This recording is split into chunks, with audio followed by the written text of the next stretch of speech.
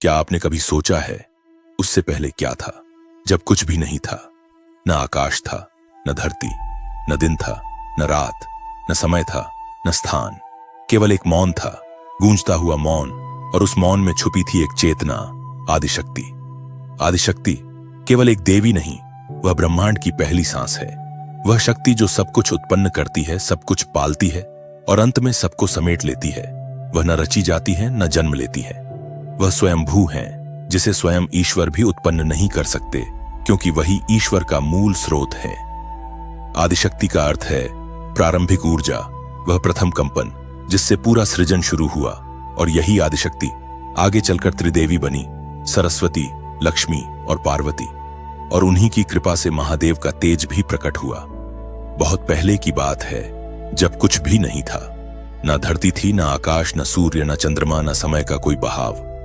था तो केवल एक परब्रह्म, एक निराकार अचल चेतन ऊर्जा। और उसी परब्रह्म की इच्छा से प्रारंभ हुआ सृजन का विचार। परब्रह्म ने सोचा, मैं एक हूं परंतु अनेक होना चाहता हूं। यह विचार ही पहला कंपन था, और उस कंपन से उत्पन्न हुई एक दिव्य ऊर्जा, जिसे हम आज आदिशक्ति कहते हैं। आदिशक्ति का जन्म किसी देवी के रूप में नहीं हुआ था। वह पहले शुद्ध चेतना थी, आवाज से भी पहले, नाद से भी गहरी। वह कंपन थी जो अंधकार में छिपा प्रकाश थी। उनके प्रकट होते ही ब्रह्मांड में गति उत्पन्न हुई। जहां पहले केवल मौन था, वहां अब लहरें उठने लगीं। यह था सृजन का पहला बीज। आदिशक्ति ने सबसे पहले पुरुष तत्व की कल्पना की, एक शक्ति जो सृजन को स्थिरता दे सके। और तभी प्रकट हुए शिव, जिनका कोई आदि नहीं, कोई अंत नहीं। एक योगी, समाधि में लीन, मौन और पूर्ण। लेकिन शिव केवल मौन थे, वो चेतना थे, परंतु गतिहीन, सिर्फ अस्तित्व, बिना क्रिया के। तभी आदिशक्ति ने उन्हें संबोधित किया, हे शिव, मैं ही वह शक्ति हूं जो तुम्हें गति देती है। मेरे बिना तुम शव हो, और तुम्हारे बिना मैं केवल एक बिखरी ऊर्जा। शिव ने अपनी दृष्टि खोली और कहा, तुम ही मेरी आत्मा हो शक्ति, तुम्हारे बिना मैं कुछ नहीं। और वहीं से प्रारंभ हुआ सृष्टि का प्रथम संतुलन, शिव और शक्ति का मिलन। लेकिन यह केवल एक व्यक्तिगत मिलन नहीं था, यह था संपूर्ण ब्रह्मांड का संतुलन। शिव ने शक्ति को स्वीकार किया और शक्ति ने शिव को गति दी। तब आदिशक्ति ने सृष्टि के आगे के कार्य के लिए स्वयं को और विभाजित करना प्रारंभ किया। उन्होंने अपने भीतर से 3 प्रमुख शक्तियां निकाली, सृजन की इच्छा, पालन की भावना और संहार की शक्ति। इन 3 गुणों से उत्पन्न हुए त्रिदेव, ब्रह्मा, विष्णु और शिव। जी हां, जिस शिव की हम बात कर रहे हैं वो महाशिव हैं, त्रिदेवों में एक। परंतु जो मूल शिव हैं, जो आदि थे, वो आदिशक्ति के समकालीन हैं। वो निर्गुण शिव, निराकार, शांत और शून्य में स्थित। और इस तरह जहां पर ब्रह्म से उत्पन्न हुआ आदिशक्ति, वहीं आदिशक्ति से आगे फूटा संपूर्ण ब्रह्मांड का रंगमंच। कह सकते हैं आदिशक्ति कोई एक देवी नहीं, बल्कि ब्रह्मांड की प्रथम स्पंदन है। वो ऊर्जा है जिससे विचार बना, वो विचार है जिससे सृष्टि बनी। जब आदिशक्ति और शिव का मिलन हुआ, तब सृष्टि का संतुलन तैयार हुआ। पर अब आवश्यकता थी विस्तार की, एक ऐसी संरचना जो संपूर्ण ब्रह्मांड को सुचारू रूप से चला सके। तब आदिशक्ति ने सृजन के विस्तार के लिए अपने भीतर से 3 कंपन उत्पन्न किए, 3 शक्तियां, 3 भावनाएं, 3 मार्ग। संकल्प, जिससे जन्मा सृजन का विचार, पालन, जिससे उत्पन्न हुआ संतुलन, संहार, जो सुनिश्चित करे कि पुराना नष्ट हो ताकि नया जन्म ले। इन तीनों से उत्पन्न हुए त्रिदेव, ब्रह्मा सृष्टि के निर्माता, विष्णु पालनकर्ता, शिव संहार करता। पर यहां एक बड़ा रहस्य छुपा था। ये त्रिदेव अचानक नहीं आए, न ही पूर्ण ज्ञान के साथ आए।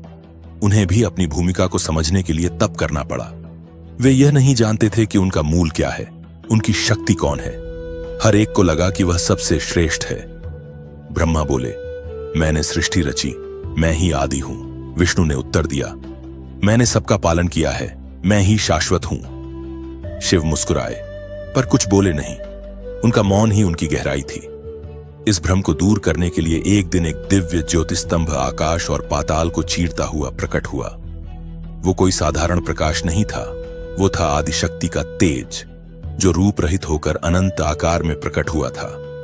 ब्रह्मा उस स्तंभ के शीर्ष को खोजने उड़ चले। विष्णु पाताल में उसकी जड़ें खोजने निकले। सहस्त्रों वर्षों बाद भी कोई उसकी सीमा नहीं जान पाया, और वहीं से उन्हें यह बोध हुआ, हम किसी और की शक्ति से संचालित हैं। हम स्वायत्त नहीं, हम उस परम चेतना के अंश हैं। वो चेतना और कोई नहीं, आदि शक्ति थी। यहीं से त्रिदेवों के अहंकार का अंत हुआ और ज्ञान का आरंभ। उन्होंने अपनी अपनी भूमिकाएं स्वीकार की। ब्रह्मा ने सृष्टि के बीज बोने शुरू किए, विष्णु ने पालन की व्यवस्था की, और शिव ने कहा, जो असंतुलन लाए उसे मैं समाप्त करूंगा, ताकि नवसृजन का मार्ग प्रशस्त हो सके। लेकिन त्रिदेव पूर्ण नहीं थे। वो शक्ति के बिना अधूरे थे। उनके पास कार्य था, लेकिन उसका स्रोत नहीं था।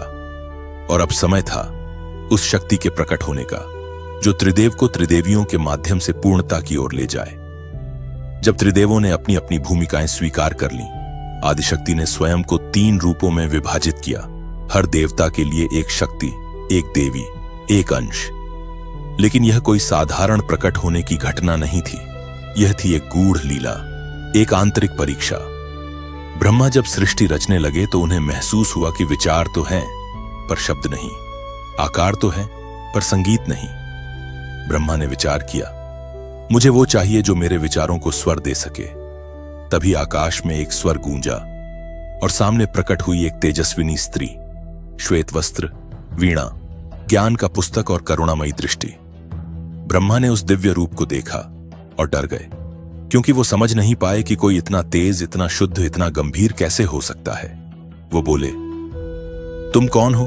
उस स्त्री ने कहा, मैं तुम्हारी सृष्टि की वाणी हूं। मैं ही ज्ञान की जननी हूं। मैं ही हूं सरस्वती। ब्रह्मा ने हाथ जोड़ लिए, तुम्हारे बिना मेरी सृष्टि अधूरी है। और इस प्रकार ब्रह्मा को मिली उनकी शक्ति, सरस्वती माता। विष्णु के पास व्यवस्था थी, पर सौंदर्य नहीं, नीति थी, पर प्रेम नहीं। वो स्थायित्व तो दे सकते थे, पर जीवन को आनंद नहीं। तभी समुद्र से एक प्रकाश फूटा, और उस प्रकाश से प्रकट हुई लक्ष्मी, कमल पर विराजमान, हाथों में धन और आशीर्वाद। विष्णु ने उन्हें देखा और मुस्कुरा दिए। लक्ष्मी ने कहा, मैं समृद्धि हूं, मैं संतुलन हूं, मैं प्रेम हूं। विष्णु बोले, तुम मेरे भीतर जो रिक्तता है उसे भरने आई हो। मेरे पालन की योजना अब पूर्ण है। और इस प्रकार विष्णु को मिली उनकी शक्ति, मां लक्ष्मी। अब बारी थी शिव की। शिव जो समाधि में लीन थे, जिनके भीतर न कोई अभिलाषा थी, न कोई डर, पर आदिशक्ति जानती थी यह मिलन केवल आत्मा का नहीं, ब्रह्मांड का संतुलन है। तो उन्होंने जन्म लिया पार्वती के रूप में, एक साधारण कन्या के रूप में, जो जानती थी कि वह कोई साधारण नहीं, बल्कि स्वयं आदिशक्ति है। पार्वती ने कठोर तप किया, सालों तक बिना भोजन, केवल शिव का ध्यान। और जब उन्होंने शिव को संबोधित किया, शिव ने आंखें खोली और मुस्कुरा दिए। न कोई डर, न कोई भ्रम, क्योंकि शिव ने शक्ति को कभी बाहरी नहीं समझा। वो जानते थे शक्ति उन्हीं का ही एक रूप है। और इस प्रकार पार्वती का मिलन शिव से हुआ। न विवाह केवल देह का था,